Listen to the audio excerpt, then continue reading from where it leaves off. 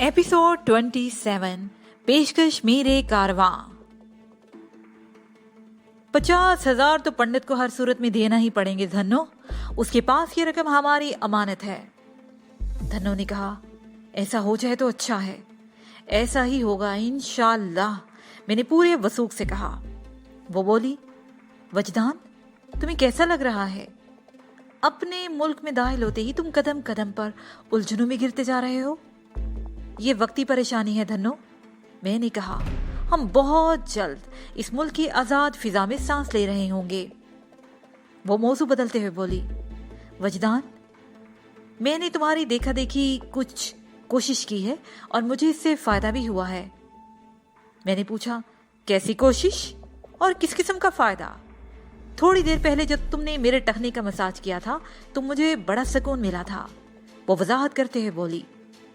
बाद में मैंने भी आलती पालती मारकर आंखें बंद करने के बाद अपनी सारी तवज्जो टखने पर मरकूज कर दी थी और इस मसाज से मुझे वाकई हासी तमानियत का एहसास हुआ था।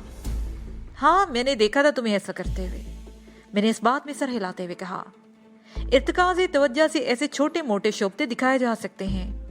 चंद रोज की मशक से ये सलाहियत अपने अंदर पैदा की जा सकती है।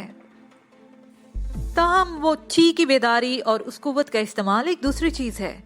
इसके लिए बाकायदा किसी जानकार की निगरानी में मशकें करनी पड़ती है। वो बड़ी तवज्जो से मेरी बातें सुन रही थी। मैंने दानिस्ता उससे ये बात छुपा ली कि जब वो आलती पालती मारे ध्यान ज्ञान में मसरूफ थी तो मुझे बेख्तियार उस पर प्यार आ रहा था। मेरी बात के मुकम्मल होने पर धन्नो ने कहा, वजदान हम जरा इस मुसीबत से निकल जाएं, फिर मैं तुम्हारी निगरानी में छी की मशकें शुरू करूंगी। मैंने कहा, धन्नो अगर हम अपनी पूरी जिंदगी का ध्यानदारी से तजर्बा करें तो ये बात सामने आ जाएगी कि हमारी जिंदगी का ज्यादातर हिस्सा बदअमनी, उलझन और परेशानी में गुजरता है। खुशी, आराम, सुकून और फरागत के बहुत कम लम्हात हमारे हिस्से में आते हैं। इसलिए हमें किसी तामीरी और मस्बत काम का आगाज करने के लिए किसी खास मौके का इंतजार नहीं करना चाहिए। इस तरह हम बहुत सा वक्त जाया कर देते हैं। चनाचा एक लम्हे की ताहीर से तुम्हें यह नेक काम शुरू कर देना चाहिए। मुमकिन है कल हम आज से ज्यादा मुसीबत ज़दा हो। तुम क्या कहना चाहते हो वजदान? वो हैरत से मुझे देखते हुए बोली। मैंने कहा, ये ठीक है कि यहाँ के हालात में तुम ची की बेदारी की मशकें नहीं कर सकती और खास तौर पर यह वक्त भी गैर मौजू है क्योंकि अभी थोड़ी देर पहले हमने खाना खाया है। ची की मशकें हमेशा खाली पेट की जाती हैं। लेकिन मैंने एक लम्हे का तवक्कुफ किया, फिर बात जारी रखते हुए बोला, लेकिन किसी भी प्रैक्टिकल से पहले थ्योरी पढ़ना जरूरी होता है। हाँ, ये तो तुम बिल्कुल दुरुस्त कह रहे हो, धन्नो जल्दी से बोली। मैंने कहा, धन्नो जब तक तुम्हें पूरे सुकून से मशकें करने का मौका नहीं मिलता तुम थ्योरी को ही अजबर कर लो। मैं तुम्हारी तरबियत अभी से शुरू कर देता हूँ। वो सीधी होकर बैठ गई और पूरी तवज्जो मेरी आवाज पर मरकूज कर दी। उसी वक्त हवालात के दरवाजे पर वो कांस्टेबल नमूदार हुआ जो हमारे लिए खाना लेकर आया था। उसे दरवाजा खोले बगैर हाली बर्तन हवालात की सलाहों में से हाथ अंदर डालकर उठा लिए। जब वो जाने के लिए मुड़ने लगा तो मैंने उसे मुहातिब करते हुए कहा, साईं क्या पूरी रात हम यूं ही बैठे सर्दी से ठठरते रहेंगे? कोई चादर कंबल वगैरह नहीं मिलेगा? रात जूं जूं भीग रही थी। फिजा की हुनकी में इजाफा होता चला जा रहा था। मुझे अपनी तो परवाह नहीं थी। मैं एक लंगोट में बर्फ की सील पर बैठकर पूरी रात निहायत सुकून से गुजार सकता था। लेकिन धन्नो इस किस्म की सख्ती सहने की मुतहम्मिल नहीं हो सकती थी। अगरचे वो सर्द पहाड़ी इलाके की रहने वाली थी, उसने बुद्ध नीलकंठ की इबादत गाह में सर्द तरीन मौसम भी बर्दाश्त किया होगा। ये कदीम बुद्ध इबादत गाह एक दरिया के किनारे पर वाक़या है और पहाड़ों में घिरी हुई है। अगर खटपंडू से बागमती की जानिब जाएं तो ये बुद्ध इबादत गाह इन दोनों मकामात के दरमियान सड़क से 6-7 किलोमीटर से हट कर वाक़या है। लेकिन यहाँ मसला दूसरा है। दिन और रात में मौसम के तेवर बिल्कुल बिलअक्स होते हैं। सहरा का दिन इंतहाई तपता हुआ और झुलसा देने वाला होता है और रात का इब्तिदाई हिस्सा मोतदल होता है। मगर जैसे जैसे रात आगे सरकती है ठंडक बढ़ने लगती है, हत्ता कि रात के पिछले पहर शदीद सर्दी हो जाती है। फिर सबसे अहम बात ये थी कि धन्नो का एक टखना बुरी तरह मुतासिर हो चुका था और वो गुज़श्ता एक लम्हे के लिए भी नहीं सोई थी। मैंने इन्हीं तमाम हक़ाइक़ की रोशनी में धन्नो के लिए किसी ओढ़नी का बंदोबस्त करने के बारे में सोचा था। कांस्टेबल ने मेरी बात का मस्बत रद्द-ए-अमल पेश किया और थोड़ी ही देर के बाद चकदार एक बोसीदा सी चादर लेकर मेरे पास आ गया। मैंने हवालात की सलाहों से वो चादर पकड़ ली और कांस्टेबल से पूछा, थानेदार साहब क्या कर रहे हैं? उसने जवाब दिया, वो पंडित किशोरी लाल के साथ किसी किस्म के मुज़ाकरात कर रहे हैं। मैं बड़ी वजाहत से समझ गया था कि इन मुज़ाकरात की नौयत क्या होगी। कांस्टेबल के जाने के बाद मैंने वो हंसता हाल चादर धन्नो को उड़ा दी और गुफ्तगू का सिलसिला जहां से टूटा था वहीं से जोड़ते हुए कहा, धन्नो, ची की कुव्वत पेट के ज़ेरी हिस्से में नाफ के करीब खाबीदा हालत में मौजूद होती है। इसको जगाने के लिए सांस की महसूस किस्म की मशकें करना पड़ती हैं। वो मशकें मैं अमली तौर पर तुम्हें उस वक्त बताऊंगा जब तुम इस मैदान में पहला कदम रखोगी। जब ची एक महमूर अंगड़ाई लेकर बेदार हो जाए तो सबसे अहम मरहला इसको संभालने का होता है। वो किसी सरकश घोड़े की मानंद आसानी से काबू में नहीं आती। उसे बाकायदा लगाम देना पड़ती है, वरना वो दिमाग की तरफ सफर करने के बाद इंतहाई तबाहकारी मचा सकती है, जिसमें सबसे ज्यादा खतरनाक मशक़ें करने वाले की जान का जाना होता है। धन्नो ने झुरझुरी ली और फिर बोली, फिर ये तो बहुत ही खतरनाक कुव्वत है। घबराओ नहीं। मैंने उसका कंधा थपकते हुए बात जारी रखी। ये खतरनाक और नुकसानदेह सिर्फ उन लोगों के लिए साबित होती है जो बगैर किसी रहनुमा के उल्टी सीधी मशक़ें करना शुरू कर देते हैं। इसमें ज्यादा तादाद उन नौजवानों और जवानों की है जो बाजार में मौजूद किताबों की मदद से इस कुव्वत को तस्सीर करने की कोशिश करते हैं। तुम आसानी के लिए यूं समझ लो कि ची को बेदार करने वाली मशक़ें सिर्फ और सिर्फ एहतियात और मुनासिब रहनुमाई का तकाजा करती हैं। अगर कोई शख्स किसी माहिर की निगरानी में ये मशक़ करे तो बेशक वो बहुत आसानी से अपने मकसद में कामयाब हो जाता है। ची को बेदार करने में कमोबेश कितना अरसा लग जाता है? धन्नो ने एक अहम सवाल किया। मैंने बताया, ये मुद्दत हर शख्स के लिए मुख्तलिफ होती है।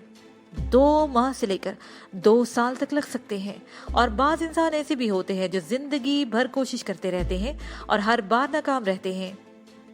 ऐसा क्यों होता है? धन्नो ने पूछा। धन्नो, एक बात जहन में बिठा लो। मैंने उसके चेहरे को गौर से देखते हुए कहा, ये सारा खेल लगन और इर्तिकाज का है।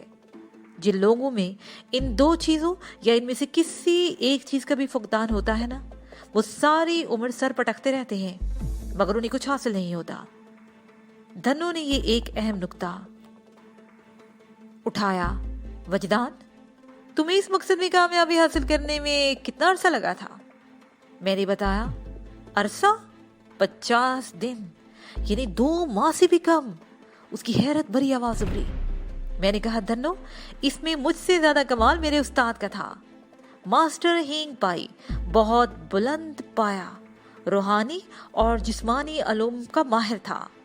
तुम कितने खुशकिस्मत हो वजदान।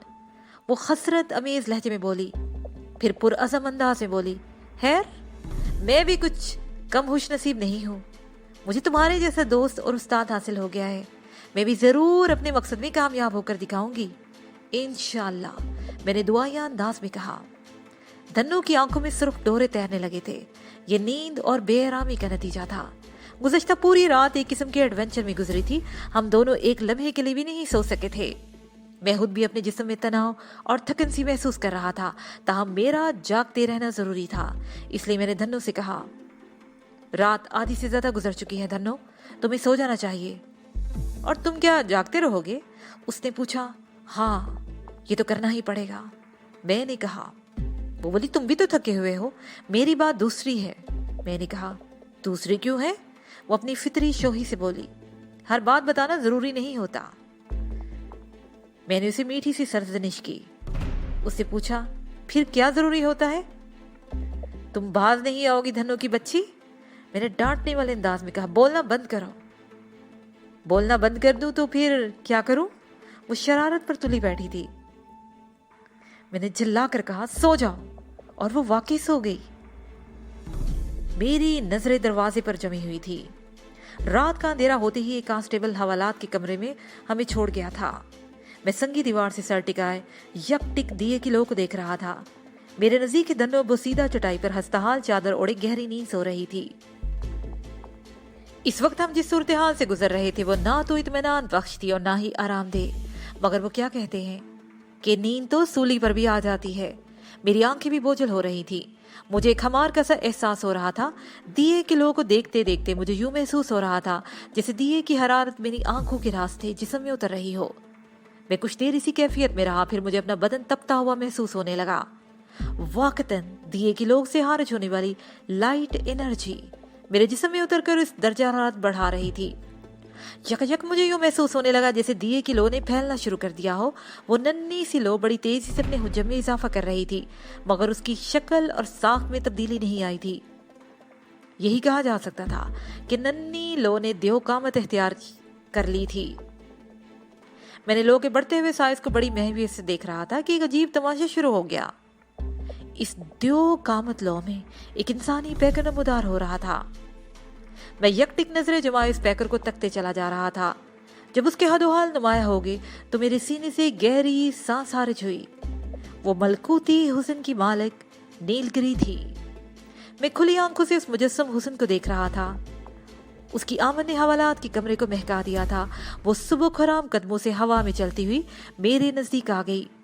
उस वक्त उसके होंठों पर बड़ी ही दिलनशी मुस्कुराहट थी, जिसका मुशाहिदा मैं पहले भी कई मर्तबा कर चुका था। मैं उसके कैफ आवर लफ्ज को भी नहीं भूला था। उसके मरमरी बदन की एक एक जुम्बच मेरी याददाश्त में नक्श थी। मेरे करीब पहुंचकर वो मेरे चेहरे पर झुक गई।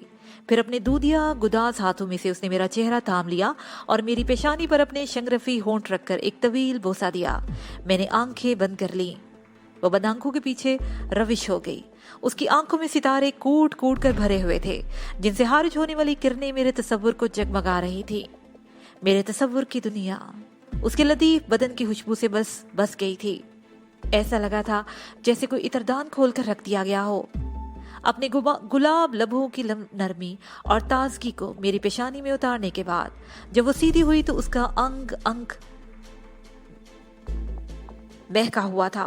मैं इन नकाबले फरामोश और इन बसात आवर लम्हों की निशात अंगेजी को बयान करने से कासर हूं। नीलगिरी के नूरानी पैकर में जिंदगी अपने मद्दो जजर के साथ हलकोरे ले रही थी। जब वो बोलती तो ऐसा लगता जैसे जल तरंग बज उठे हों। उसकी आवाज अपनी तमाम तर नगमगी के साथ समात के रास्ते मेरी रूह में उतर रही थी। मैं सरशारी के आलम में नीलगिरी की मधुर आवाज पर तवज्जो मरकूज किए लेटा था। उसे सरीले लहजे में कहा, वजदान, एक मर्तबा फिर मैं तुम्हारा शुक्रिया अदा करने आई हूँ कि तुमने उस खबीस खसलत गौतम बोझ को खत्म करके मुझे हमेशा के लिए महफूज कर दिया है, क्योंकि हजारों साल तक मुझे ऐसी कोई हस्ती दिखाई नहीं देती जिसमें इस राह की दुश्वारियां और सख्तियां झेलने का यारा हो। अब मैं हजारों सालों के लिए अमन और सुकून से रह सकती हूँ। लेकिन वो यकलख्त उदास हो गई। अब वो पहले वाली शगुफ्ता नीलगिरी नहीं रही थी। उसे जुमला अधूरा छोड़कर जिगरपाश नजरों से मुझे देखा। मैं तड़प कर बोला, लेकिन क्या नीलगिरी? उसके होंठों पर जख्मी मुस्कुराहट नमूदार हुई। मेरे लिए हैरत और ये दुख की बात थी। गौतम बोझ की मौत के बाद नीलगिरी बड़ी शादा और फरहा रहने लगी थी, इसलिए उसकी ये दिल गिरफ्तगी मेरी समझ में नहीं आ रही थी। लेकिन वजदान, वो दुखी लहजे में बोली, मुझे लगता है तुम कभी मेरी बात नहीं मानोगे। नीलगिरी जब बोलती थी तो उसके होंठ साकत रहते थे। बस उसकी सुरीली सरगोशी मेरी समात तक पहुंचती रहती थी। और आज उसकी सरगोशी का सुरीलापन अचानक उदासी में डूब चुका था। मैंने बेकरार लहजे में पूछा, मैं समझा नहीं नीलगिरी, तुम क्या कहना चाहती हो? मैं तुम्हारी कौन सी बात नहीं मानूंगा? मेरी दिली ख्वाहिश ये थी कि तुम अपना जाब मुकम्मल कर लो ताकि मैं हमेशा हमेशा के लिए तुम्हारी कनीज बन जाऊं, मगर तुमने कभी इस तरफ ध्यान देने की कोशिश नहीं की। और अब तो मुझे ये और भी नामुमकिन नजर आ रहा है, क्योंकि उसे एक मर्तबा फिर जुमला अधूरा छोड़ दिया। मैंने पूछा, अब ऐसी क्या बात हो गई है नीलगिरी? अब तुमने अपनी धरती पर कदम रख दिया है। वो धीरे से बोली, तो इससे क्या होता है? बहुत कुछ होता है वजदान। वो मानी इस अंदाज में बोली, मैं तुम्हारी बातें समझने से कासर हूँ नीलगिरी। मैंने उलझे हुए अंदाज में कहा, जरा वजाहत से और आसान लफ्जों में मुझे समझाने की कोशिश करो। वो चंद लम्हों तक खामोश रही, फिर साकित लबों से सरगोशियाना अंदाज में बताने लगी, वजदान, तुम मुसलमान हो, तुम्हारी रगों में मुसलमान वालदैन का खून है। मुसलमान जाप वाप और मंत्र वगैरह को अच्छा नहीं समझते, और जब से तूने अपने मुल्क की जमीन पर कदम रखा है ना, मैं महसूस कर रही हूँ तुम अपने माजी से नाता तोड़ते जा रहे हो। तुम्हारे अंदर का मुसलमान अंगड़ाई लेकर बेदार हो रहा है। अब मुझे नहीं उम्मीद कि तुम कभी अपना जाप मुकम्मल करने की कोशिश करोगे, इसलिए मैं कुल्ली तौर पर तुम्हारे तसर्रुफ में नहीं आ सकूंगी।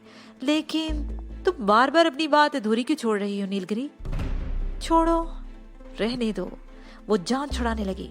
नहीं, तुम्हें बताना होगा। मैंने इसरार किया।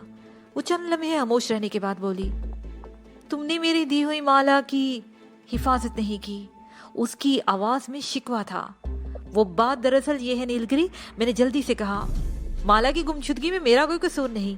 हम एक ऐसी सूरत हाल से दो चार थे कि मैं अपना भी होश नहीं था। ठीक है। वो अचानक संजीदा हो गई। मैं जानती हूँ, मगर दुख की बात यह है कि तुम्हें इस ज़िया पर कोई अफसोस भी नहीं हो रहा।